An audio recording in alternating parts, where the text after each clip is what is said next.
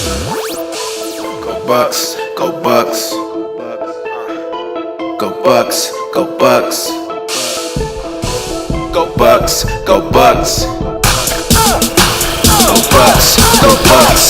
First and goal, we gotta tough it out. Get in the end zone and call a hot route. O-line of beast, might win the streak and have Humphreys run right underneath. You know it's Bucs ball, we got the hardest D. Bring the pressure to the QB, you know it's routine. We got hard grease.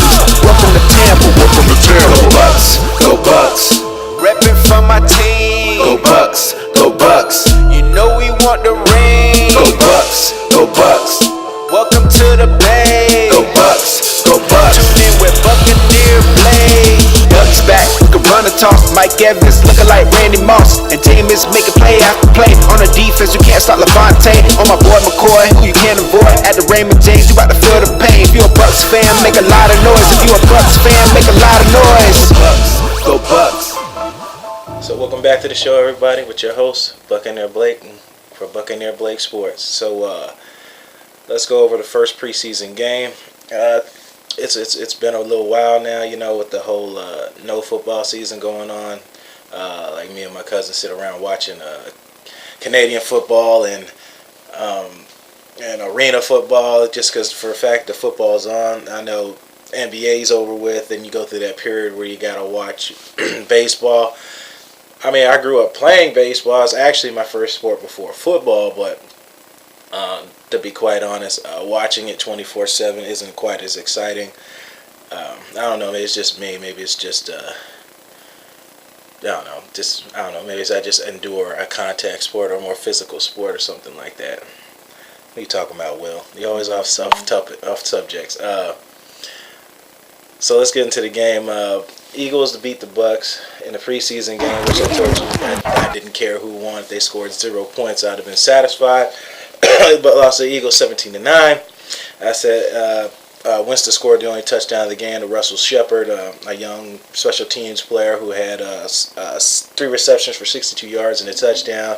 The rookie CARSON WEINTZ looked like a rookie, but it's just that the Eagles invested so much into this guy that I guess, and I mean, I could understand.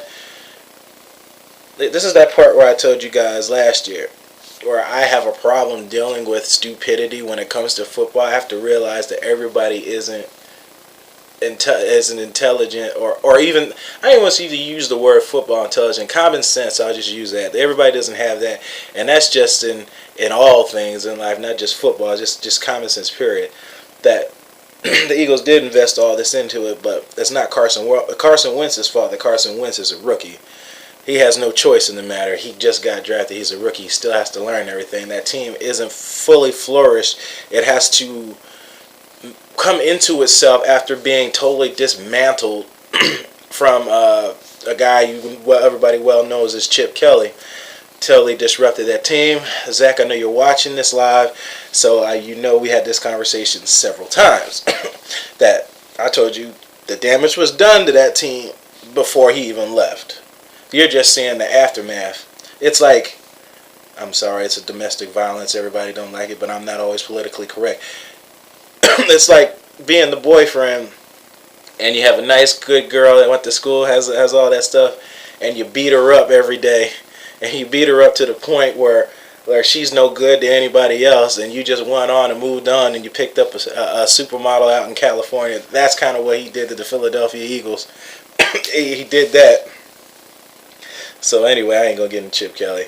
But the fact of the matter of the game, the only injury that I saw remotely that came out, it was Brandon Myers. Who knows if he even makes the roster.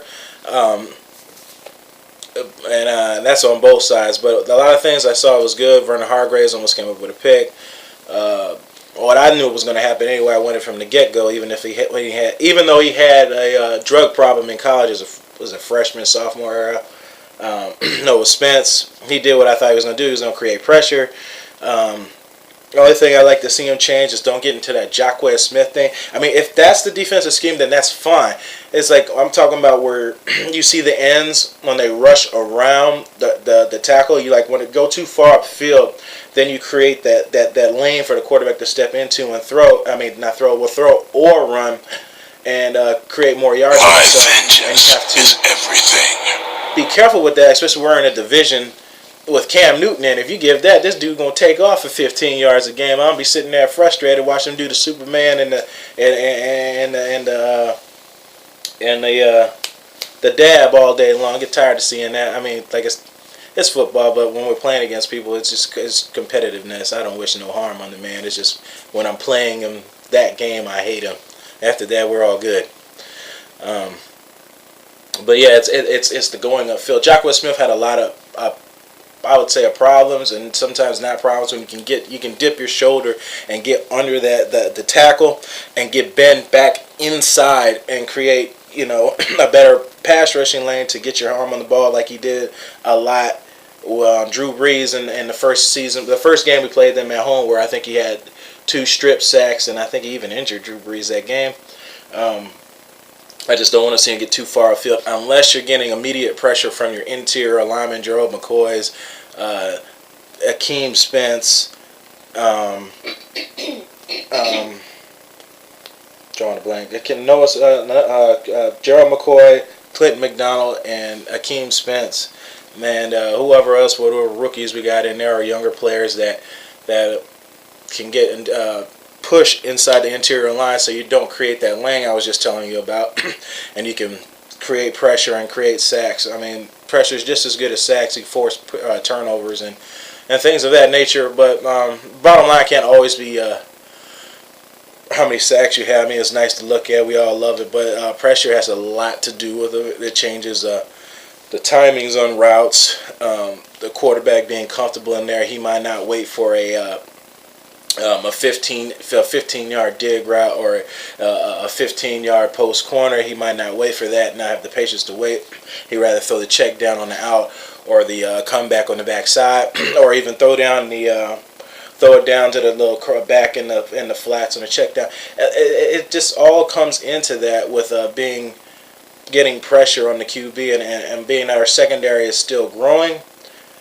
That's going to be a detrimental part of getting success on defensive end. You notice I'm not even talking about offense. I think offense is going to come into its own, being how Winston threw for 4,000 yards.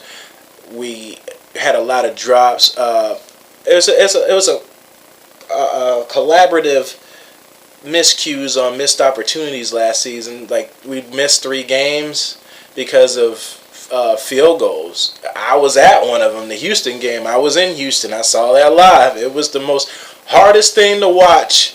It was painful to watch that game, to miss 3 field goals that could have won you the game, and you could have easily made them. Painful to watch. But that's where it just shows you all aspects of the game matter. It's just not offense or defense, or even or I'll just say that offense or defense, special teams playing it. Guys who are Dallas fans, you know what that's like. Tony Romo botching the extra point and losing the game to Seattle. Seattle going on to play Pittsburgh in the Super Bowl.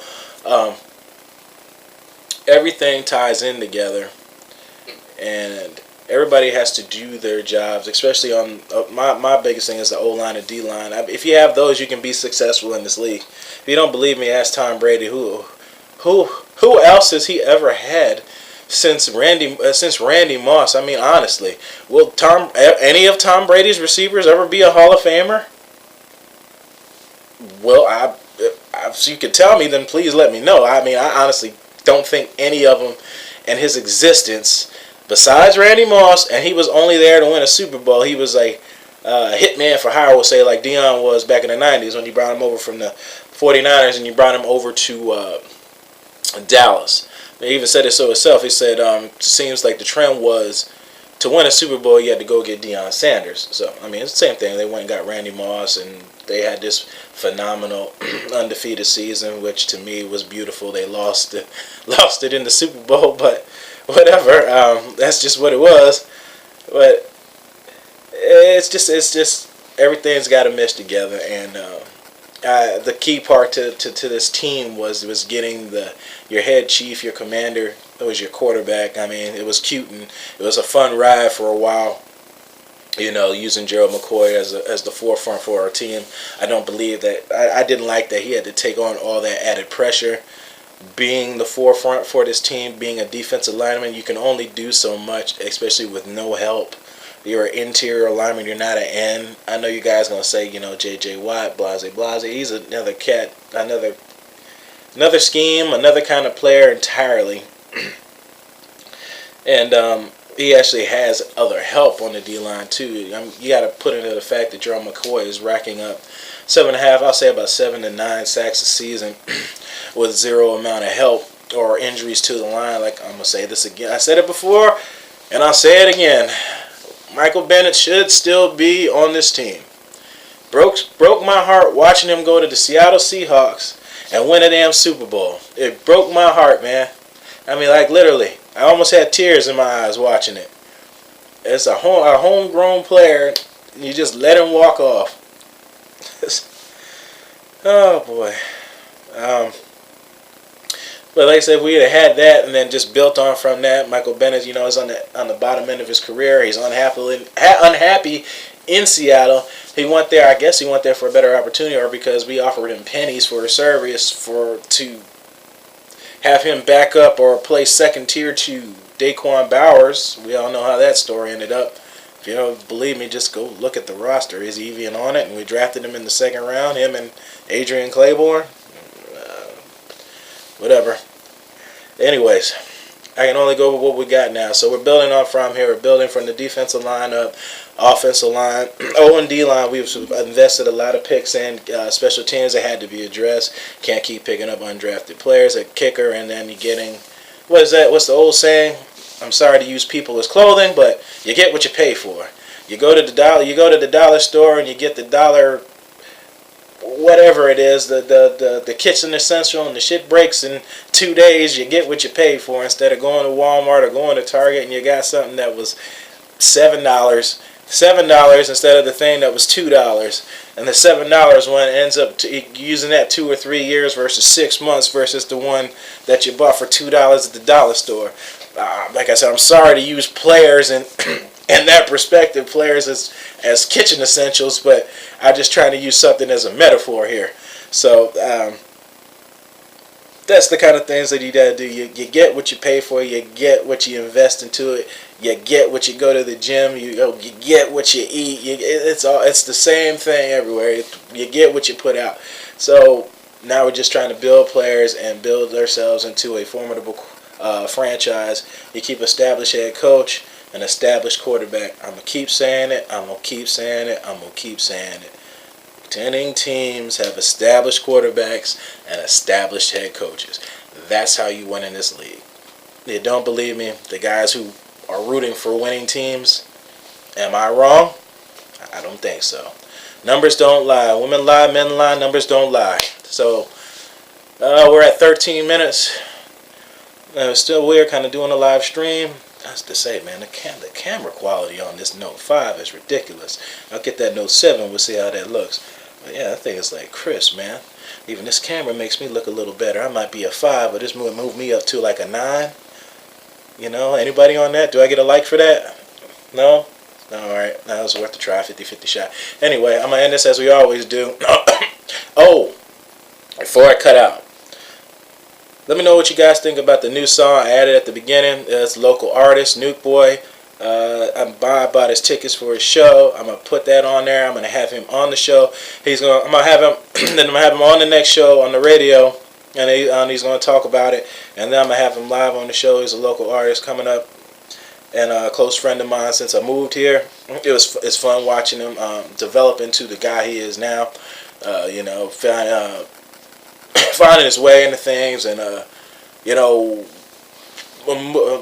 moving things around in your life and finding what works for you and what you can do better to make yourself happy and your friends proud of you and stuff like that.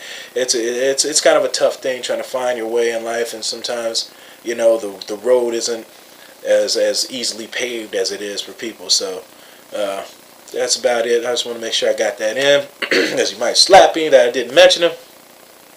Anthony, I'll see you next week on here, and then the week after, I guess we'll have you on, or the first week of the season. No, I might be gone first week of the season, because I might be in Atlanta. Who knows? And as I always do, you're the master of everything you do in your life. What you do with it is entirely up to you. Y'all be safe and God bless.